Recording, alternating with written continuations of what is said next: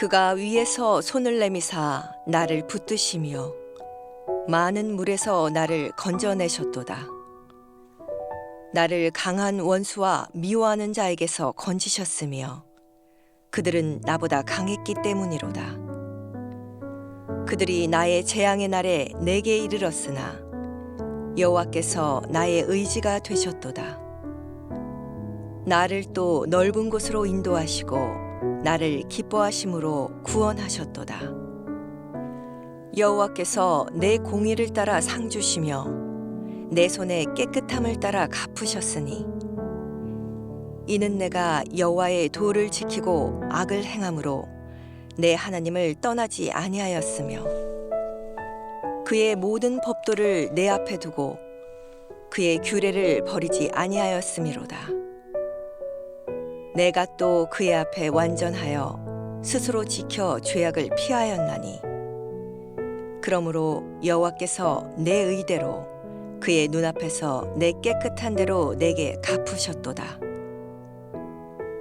자비한 자에게는 주의 자비하심을 나타내시며 완전한 자에게는 주의 완전하심을 보이시며 깨끗한 자에게는 주의 깨끗하심을 보이시며 사악한 자에게는 주의 거스르심을 보이시리이다. 주께서 곤고한 백성은 구원하시고 교만한 자를 살피사 낮추시리이다. 5월 26일 금요새벽 큐티입니다. 이 시간에는 하나님께서 기뻐하신 다윗에 대해서 말씀을 드리겠습니다. 사무엘하 22장은 다윗이 모든 원수들과 사울의 손에서 구원하신 하나님을 찬양하는 내용입니다. 성경 인물 가운데 다윗처럼 하나님을 온전히 의지하고 하나님을 기쁘시게 해드린 사람은 없습니다. 그래서 사도행전 13장 22절에 보면 다윗을 향해 하나님께서는 내 마음에 맞는 사람이라고 했습니다. 다윗은 그것을 누구보다 잘 알고 있었습니다. 그래서 20절에서 하나님께서 나를 기뻐하신다고 한 것입니다. 본문을 세 부분으로 나눠 살펴보겠습니다. 첫째로 다윗은 구원의 하나님을 찬양했습니다.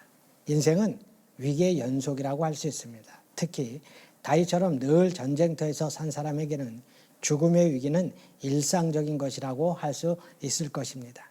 그런데 하나님께서는 그때마다 다윗을 구해 주셨습니다. 17절에 보면 그가 위에서 손을 내미사 나를 붙드시며 많은 물에서 나를 건져내셨도다 라고 했습니다. 많은 물이란 말은 다윗이 처했던 환난의 정도가 매우 심했음을 의미하며 또 이스라엘 민족의 홍해 사건을 기억하게 합니다. 하나님이 모세와 이스라엘 민족을 홍해에서 건져내셨듯이 다윗 자신을 숱한 위험과 고난에서 건져주셨다고 고백한 것입니다. 18절에 보면 원수들의 힘은 너무나 강력해서 다윗을 위기로 몰아넣지만 하나님께서는 그들과 비교할 수 없을 정도로 강하신 분이기에 능히 원수들의 손에서 다윗을 건져주셨음을 노래합니다.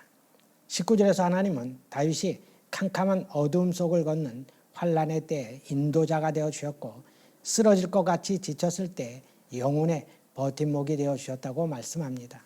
우리 인생에도 도무지 앞이 보이지 않는 어두운 순간들과 지쳐 쓰러질 것 같은 위기의 순간들이 있습니다. 그때 나의 힘, 세상의 힘을 의지하지 말고 다윗처럼 오직 하나님만을 전적으로 의지해야 합니다.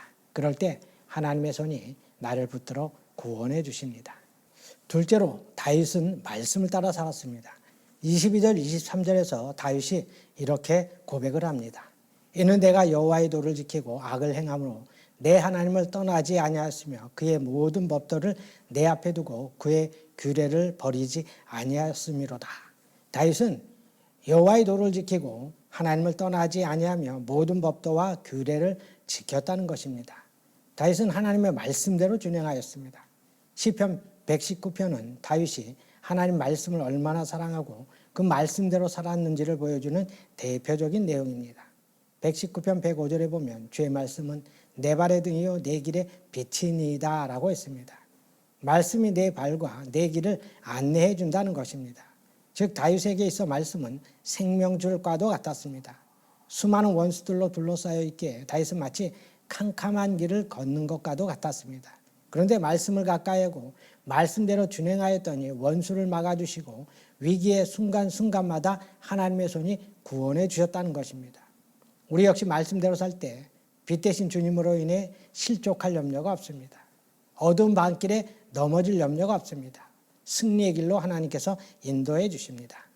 셋째로 다윗은 공의를 따라 갚아주시는 하나님을 찬양했습니다.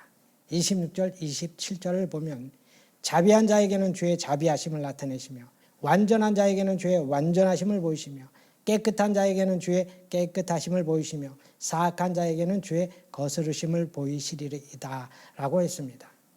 하나님은 자비로운 자에게는 자비로우시고 흠이 없고 의로운 자에게는 완전하심을 경험하게 하십니다.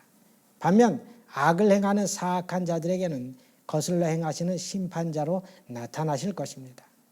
우리는 인생을 살면서 의인이 알 수 없는 고난을 당하고 손해만 보는 것 같고 오히려 악인은 잘 되는 상황을 목격할 때가 있습니다. 그럴 때 낙심하거나 하나님을 원망하기 쉽습니다. 그런데 다윗은 하나님께서 공평하게 보응하시는 분임을 믿었고 그 때문에 엔게디 광야와 식광야에서 사울을 죽이지 않았습니다. 다윗은 자신의 의로운 행위를 하나님께서 알고 계시니 반드시 갚아주시리라는 믿음을 갖고 있었고 하나님께서는 이런 다윗의 믿음을 기뻐하셨습니다. 분명한 것은 하나님께서는 악인이 행한 대로 반드시 보응하시고 심판하신다는 사실입니다. 그러므로 하나님의 자녀들은 눈에 보이지 않지만 우리와 함께 계시며 우리의 중심을 보시고 우리의 선행을 갚으시는 주님을 온전히 신뢰해야 합니다.